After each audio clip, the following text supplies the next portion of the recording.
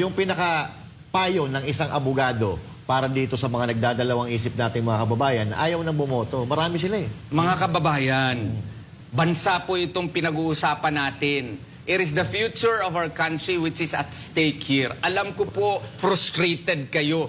Mas frustrated po kami. Kasi alam namin at least konti yung batas at ito pa ang nangyayari ngayon. Please, huwag kayong mawala ng pag-asa. Do something that you can participate. Register pa rin. Punta kayo sa embassy. Yung aming mantra ngayon, no? Huwag kayong mawala ng pag-asa. Pumunta kayo ng embassy ninyo. Pumunta kayo sa consulate office ninyo. And you exercise your right to vote. Yeah. Mag-insist kayo ng Section 2324, yung physical voting talaga. Okay? Kung hindi nila i-provide, ipa-record ninyo, report kayo sa Vote Guard, Bantay Boto.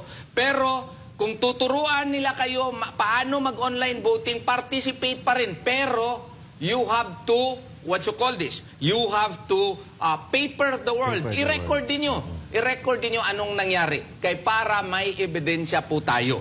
Huwag kayo mawala ng pag-asa. Ito lang ang bansa na binigay sa atin ni Allah subhanahu wa ta'ala. Kung ano ang direksyon ng ating bansa, kung diretso tayo ng kangkungan, diretso talaga tayo sa kangkungan. Pero dapat ngayong eleksyon na ito, we have to participate. Please, for our country.